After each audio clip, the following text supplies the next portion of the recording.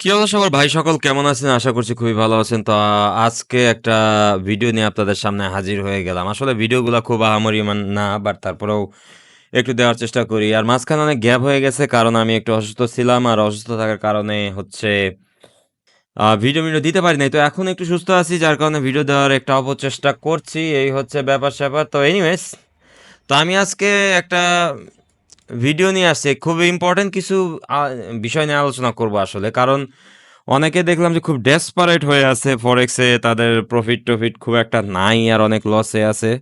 তো এই জিনিসগুলা কিন্তু খুবই সেনসিটিভ আর এইগুলার জন্য অনেকে ভুল রাস্তায় হাঁটতেছে। মেইন বিষয় হচ্ছে ভুল রাস্তায় হাঁটতেছে। তো আজকে আমি আপনাদেরকে কিছু সঠিক রাস্তার তথ্য দিব যেগুলা করলে অ্যাকচুয়ালি ভাই মন থেকে বলতেছি আপনি প্রফিট এট লিস্ট করতে পারবেন। ঠিক আছে? তো এই হচ্ছে ব্যাপার-স্যাপার। তো এইখানে কিন্তু চলতেছে প্রফিট-টফিট মোটামুটি একটা আল্লাহ যা দিছে তাই চলতেছে। এত বেশি চাওয়া পাওয়া নাই লাইফে, বাট তারপরেও কিন্তু সরি চলতেছে। তো এটা হচ্ছে গোল্ডের মানে ট্রেড ছিল। আমি লাস্টের দিন নিছিলাম এবং সবথেকে আজব একটা বিষয় কি জানেন? মানে আহ, তারপরের দিন যে মার্কেট বন্ধ এটা আমি মনে নাই। ঠিক আছে? তো আমি জেইল হয়ে গেছি। আমার কিন্তু এটা প্রায় $200 মতো প্রফিট মানে রানিং করতেছিল। তারপরে আমি আর এটা ক্লোজ করতে পারি না। এখানে দেখেন যে আমাকে কিন্তু আর সে ক্লোজ করতে দিবে না। কারণ আপনারা সবাই জানেন যে মার্কেট বন্ধ। আর এটা হচ্ছে ছুটির দিনের ট্রেড। গতকালকে ৩টা নিয়েছিলাম, আজকে আবার এই ২টা নিয়েছি। সো ওভারঅল কিন্তু $400 উপরে প্রফিট চলতেছে। যেহেতু বেশি একটা রিস্ক নিতেছি না, বাট তারপরেও হচ্ছে একটু অল্পই নিচ্ছি। অনেকে আবার বলবে যে ভাই ডেমো অ্যাকাউন্ট। আসলে ভাই ডেমো অ্যাকাউন্ট, ইয়েস ভাই এটা ডেমো অ্যাকাউন্ট। এই যে দেখেন রিফ্রেশ দেই। ঠিক আছে? রিফ্রেশ দিলেই বুঝবেন যে এটা আসলে ডেমো অ্যাকাউন্ট না কি অ্যাকাউন্ট। এটা হচ্ছে আপনারা নিজেরাই দেখতে পাবেন। এটা হচ্ছে নেকেড চার্ট। আসলে আমি আপনাদেরকে একটা ফার্স্টে কথা বলি, খুবই ইম্পর্ট্যান্ট। সেটা হচ্ছে আপনারা এটা সবসময় মেনে চলার চেষ্টা করবেন। প্রথম কাজ হচ্ছে ট্রেডিংয়ে কখনো কোনো ধরনের ইন্ডিকেটর ইউজ করবেন না ভাই। এটা হচ্ছে একটা ফালতু জিনিস। কোনো ধরনের ইন্ডিকেটর না। আপনি যদি টাইমও মেনটেন করেন, কোনো কিছু টাইম মানে চার্টের একটা টাইম মেনটেন করেন, সেটা আপনি মুখস্থ রাখবেন যে ৮টার সময় মার্কেটে একটু ভলিউম আসবে, বা এতটার সময় এতটা সিজন, বা ২টার সময় মানে লন্ডন সেশন, ৩টার সময় লন্ডন সেশন, এরকমভাবে মনে রাখবেন। কিন্তু কখনো ট্রেডিংয়ে কোনো ধরনের ইন্ডিকেটর ইউজ করতে না। এই জিনিসটা ভাই একেবারে ফালতু। মানে ভাই থাকার মুখ টুক করলাম না, যাই হোক।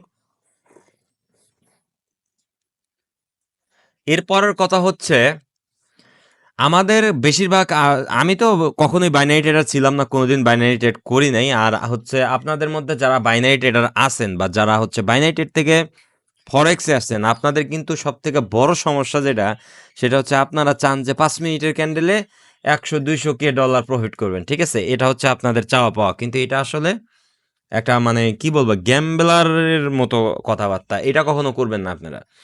আপনারা সবসময় চেষ্টা করবেন একটা লং টিমের প্ল্যান নেওয়া, লং টিমের প্রফিট করা। তাহলে কিন্তু সবসময়ই আপনারা ভালো একটা প্রফিট জেনারেট করতে পারবেন। যেমন ধরেন যে এইখানে যে প্রফিটটা চলতেছে, আমি কিন্তু শিওর ছিলাম যে মার্কেট ডাম্প করবে।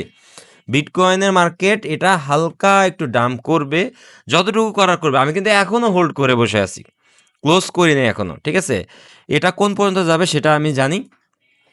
তা আমার ওইখানে টিপি দেওয়া নাই। আমি অবশ্যই ম্যানুয়ালি ক্লোজ করবো, কারণ আমার কোনো ট্রেডে কোনো স্টপ লস টিপি থাকে না। এই যে দেখেন, কোনো ট্রেডেই কোনো স্টপ লস টিপি নাই। তো এই হচ্ছে অবস্থা। তো কি যেন বলতেছিলাম, ওকে। তারপরে হচ্ছে আপনারা সবসময় হায়ার টাইম ফ্রেম দেখার চেষ্টা করবেন। হায়ার টাইম ফ্রেম 15 মিনিটের নিচে কোনো ক্যান্ডেল দেখবেন না। খুব বেশি প্রয়োজন হইলে 5 মিনিটের ক্যান্ডেল দেখার ট্রাই করবেন, কিন্তু 15 মিনিটের নিচে কোনো ক্যান্ডেল দেখবেন না। এই কথাগুলো আপনাদের কাছে ফালতু মনে হইতে পারে, কিন্তু এটাই বাস্তব ভাই। এটাই বাস্তব। I love you. ঠিক আছে? কারণ ভাই জীবনে শিখতে গিয়ে প্রচুর মনে করেন যে ধরা খাইছি এই সব করে। কারণ আপনারা অনেকেই ভুল করেন যে 5 মিনিটের ক্যান্ডেলে ট্রেড নিবো, মানে এখানে এই যে 5 মিনিটের ক্যান্ডেল চলতেছে আমি একটা ট্রেড নিই। হ্যাঁ, আমি বাইনারি মতো করে একটা গ্যাম্বেলিং টাইপের ট্রেড নিয়েছি, আমি অনেক প্রফিট করছি। তো এই জিনিসগুলো আপনারা কখনো করবেন না। আর সেকেন্ড, আর সব থেকে ইম্পর্টেন্ট যে জিনিসটা, সেটা হচ্ছে সাপোর্ট রেজিস্ট্যান্স, যেটা আপনি ম্যানুয়ালি দেখার চেষ্টা করবেন। অর্থাৎ ট্রেন ইয়োর আইস, আপনার নিজের চোখরে ট্রেন করার চেষ্টা করেন। কোনো ধরনের ইন্ডিকেটর ইউজ না করার চেষ্টা করেন। ট্রেন্ড লাইন বলেন, সাপোর্ট রেজিস্ট্যান্স বলেন, এইগুলাই মার্কেটে কাজ করে ভাই, আর কিচ্ছু কাজ করে না। এই যে মানুষ আইসিটি পোলাপান আইসিটি করে পাগল হয়ে যায় না, যে ভাই আইসিটি শিখবো, এটা পুরাই ফালতু একটা জিনিস।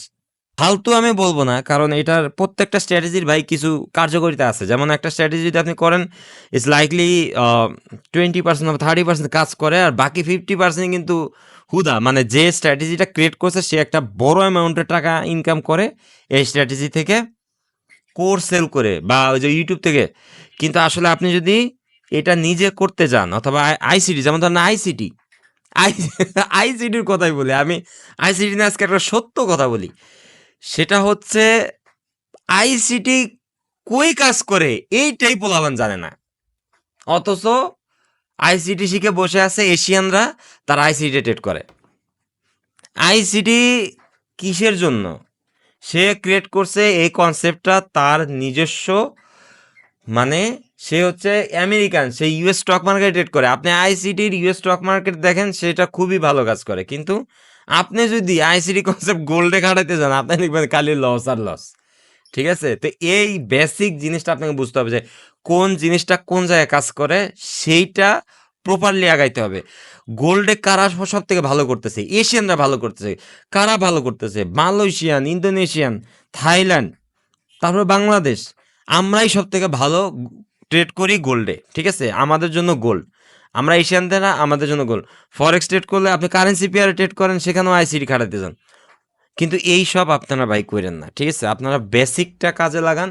বেসিকটা কাজে লাগাইলেই আপনাদের কিন্তু প্রফিট ইনশাল্লাহ খুব ভালো আসবে। এই যে কইতে দেখেন 500 টাচ করে ফেলছে, আলহামদুলিল্লাহ। এখন এটা ক্লোজ করার একটা প্ল্যান ছিল, কিন্তু করবো না, কারণ এটা ব্রেকআউট করছে। এখানে দেখেন আমি যে দুইটা লাইন টানছি, এখান থেকে কিন্তু এটা রিভার্স করার একটা মানে প্ল্যান ছিল, কিন্তু ডেফিনেটলি এটা রিভার্স করে নাই এখান থেকে। এটার বিশেষ কারণ আছে, কারণ এটা আরও ডাম করার একটা প্ল্যান আছে। এনিওয়েজ, তো আমি কিন্তু এই দুইটা পেয়ারেই ট্রেড করতেছি আপাতত। আমি আর কোনো কিছু দেখি না, কারণ বেশি পেয়ার যখন আপনি দেখবেন তখন আপনার মাথা আওলায় যাবে। এই হচ্ছে ব্যাপার স্যাপার। আর এইখানে হচ্ছে অবভিয়াসলি আপনারা এইসব ইয়েতেই ট্রেড করেন, মানে সাপোর্ট রেজিস্ট্যান্সে ট্রেড করেন, আদারওয়াইজ কিন্তু কোনো কিছুতে আপনারা সাস্টেইন করতে পারবেন না। আর ক্যান্ডেলের যে লজিকগুলো, সেগুলো অবভিয়াসলি মনে রাখার চেষ্টা করবেন সবসময়।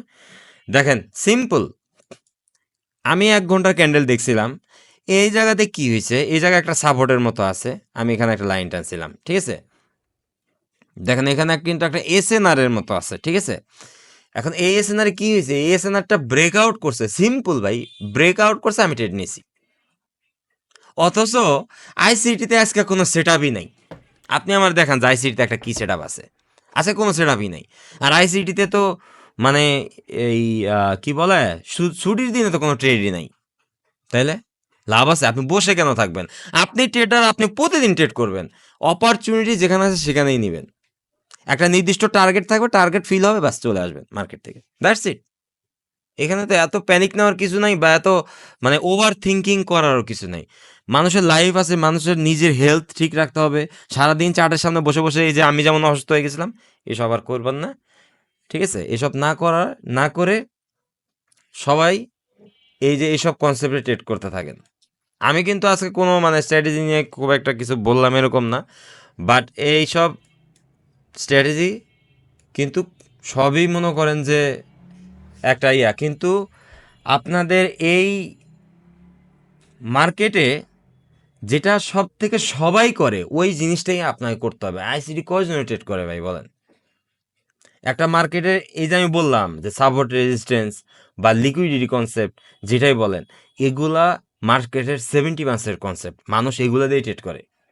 আর কে ওই 2016 সালে এসে আইসিটি ট্রেড করছে, ওইটাই আবার মনে করেন যে মানুষ করতেছে। This is actually pain in the ass. তো এই হচ্ছে বিষয়। তো আজকের ভিডিও এই পর্যন্ত। আমি অবশ্য আমার একটা গ্রুপ আছে মানে টেলিগ্রামে, আমি সেখানে সিগন্যাল দেই নাই। তো আমি আসলে সিগন্যাল আসলে দিতেও চাই না। অনেকে বলে আমাকে সিগন্যাল দিতে, বাট আমি কেন জানি ভাই সিগন্যাল দিলে লস হয়, কিন্তু আমি পার্সোনাল ট্রেড নিলে আমার প্রফিট হয়ে যায়। তো এই হচ্ছে বিষয়। তো আজকে এই পর্যন্ত, আগামী দিন আবার দেখা হবে ইনশাল্লাহ। আর কোনো স্পেসিফিক কনসেপ্টে যদি আপনারা ভিডিও দেখতে চান বা ভিডিও চান, অবশ্যই কমেন্টে জানাবেন।